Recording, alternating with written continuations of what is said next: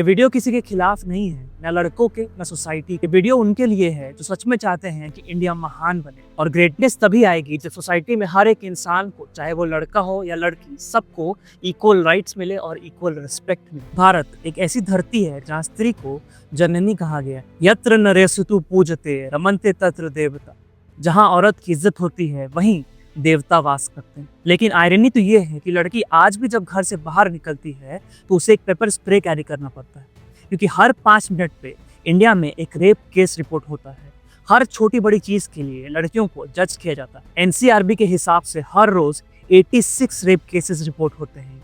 हर साल हजारों domestic violence के मामले सामने आते हैं। और प्यू रिसर्च के मुताबिक 40% इंडियंस आज भी ये बात मानते हैं कि एक पत्नी को अपने पति की बात बिना किसी सवाल के मान लेनी चाहिए। भारत में देवियों की पूजा तो की जाती है, पर घर की औरतों, घर की बेटियों को समझा क्यों नहीं जाता? हम मंदिरों में जाके माँ की शक्ति को सलाम करते हैं, पर अपने घर की बेटियों, अपने घर की औरतों को आवाज क्यों नहीं देते? और ऐसी भक्ति जहाँ मंदिर के बाहर श्रद्धा हो और घर के अंदर दबाव, वो भक्ति नहीं, वो एक दिखावा है। और जब तक हम इस डबल स्टैंडर्ड्स, इस दिखावे को पहचान नहीं जाते, तब तक ना हम एक असली भक्त बन सकते हैं और ना एक असली इंसान। And India stands at the 135th place in gender global gap index. इतनी शर्म की बात है कि जिस देश में एक औरत को देवी की तरह पूजा जाता है, उसी देश में, उसी देश की औरत, उसी देश की बेटी अनसेफ फील करती है। क्या ये वही भारत है जहाँ सीता माँ को मर्यादा का प्रतीक माना गया, जहाँ द्रौपदी के चीरहरण पे पूरा महाभारत हो गया? तो आज जब एक लड़की अपनी इंटेग्रिटी, अपने सम्मान के लिए लड़ती है, अपने सम्मान के लिए आवाज उठाती है, तो उसे अटेंशन सीकर क्यों कहा जाता है? उसका कैरेक्टर, उसके कपड़ों, उसके दोस्तों और उसकी टाइमिंग से जज क्यों किया जाता है? हमारी संस्कृति में हमेशा औरत को शक्ति कहा गया है। दुर्गा माँ जिन्होंने महिषासुर जैसे राक्षस का वध किया, सरस्वती माँ जिनके बिना ज्ञान की कल्पना भी नहीं की जा सकती, और लक्ष्मी माँ जिनके बिना समृद्धि का सपना भी अधूरा है। और अगर हम 200-300 साल पहले की भी बात करें तो रानी लक्ष्मीबाई ने अंग्रेजों से टकरा कर ये बात पूरी दुनिया को दिखा दिया कि अगर एक औरत चाहे तो पूरे साम्राज्य को हिला सकती है। मीराबाई ने भक्ति की सारी सीमाओं को तोड़ दिया। अहिल्याबाई होलकर ने एडमिनिस्ट्रेशन का एक मिशन बनाया। पर अफसोस की बात तो ये है कि ये सारी टीचिंग्स, ये सारी बातें सिर्फ और सिर्फ किताबों में रह गई हैं, प्रैक्टिस में नहीं। तो औरत हमारे इतिहास में इतनी शक्तिशाली थी, तो आज उसे कम क्यों समझा जा रहा है और पेट्रियार्की को एक डिजीज की तरह क्यों फैलाया जा रहा है? सबसे खतरनाक बात तो ये है कि ये एक आदत बन गई है। बचपन से ही लड़कियों को ये सिखाया जाता है कि चुप रहो, ज्यादा मत बोलो, लड़कियां ज्यादा नहीं बोलती, शादी के बाद सब ठीक हो जाएगा, जब अपने घर जाना तब ये सब करना। इन सभी चीजों की वजह से, इन सभी बातों की वजह से जो बचपन से ही लड़कियों के दिमाग में डाली जाती है, लड़कियां बचपन से ही अपने सपनों को कॉम्प्रोमाइज करने लगती। एंड आई नो कि धीरे धीरे ये सब कुछ चेंज हो रहा है। बड़े शहरों में ये सारी बातें अब पुराने जमाने की हो गई। और फिर भी आज जब एक कपल दिन भर बाहर काम करके थक हार के वापस घर आता है, तो किचन में घुसने की और खाना बनाने की जिम्मेदारी सिर्फ और सिर्फ एक लड़की की ही क्यों होती है? एक लड़की प्रमोशन ले ले तो लोगों के दिमाग में ये बात आने लगती है कि अब तो वो घर पे टाइम नहीं दे पाएगी। पर वहीं पर अगर एक लड़का प्रमोशन ले ले और ओवर टाइम करे तो लोग उसे रिस्पॉन्सिबल समझते हैं। और पेट्रियार्की एक ऐसी चीज है जो हर छोटी छोटी बात में झलकती है।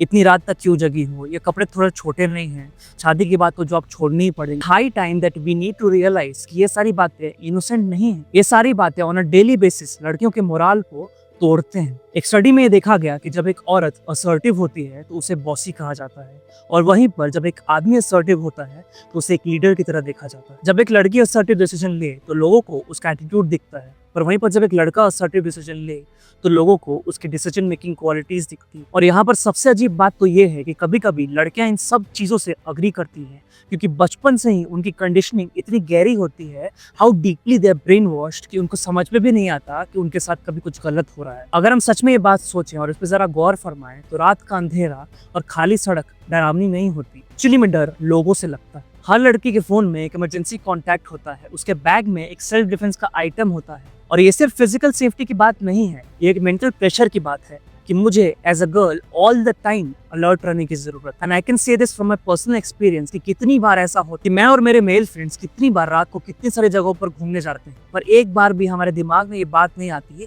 कि शायद हमें अलर्ट रहने की जरूरत है या किसी से बचने की जरूरत है। And as a man, even at 2 AM in the night, I can be careful, but I am very sorry to say that I can not say the same thing for a girl. Ram ji ने सीता माँ के लिए समंदर पर सेतु बनवाया। कृष्ण भगवान ने द्रौपदी को चीरहरण से बचाया क्योंकि उसका सम्मान उनका धर्म था। तो ये सारी बातें और ये सारी कहानियां हमें समझाने की कोशिश करती हैं कि औरत का सम्मान सबसे पहले होना चाहिए। आज अगर हम अपना इतिहास देखें तो हमें ये बात पता चलेगी कि हिंदू धर्म में कभी भी किसी औरत को इंफीरियर नहीं माना। तो फिर आज हम अपने घर में अपनी माँ, बहन, बेटी, पत्नी इन सबको इंफीरियर क्यों बना रहे हैं? ये वीडियो किसी के खिलाफ नहीं है, न लड़कों के न सोसाइटी के। ये वीडियो उनके लिए है जो सच में चाहते हैं कि इंडिया महान बने। और ग्रेटनेस तभी आएगी जब सोसाइटी में हर एक इंसान को, चाहे वो लड़का हो या लड़की, सबको इक्वल राइट्स मिले और इक्वल रिस्पेक्ट मिले।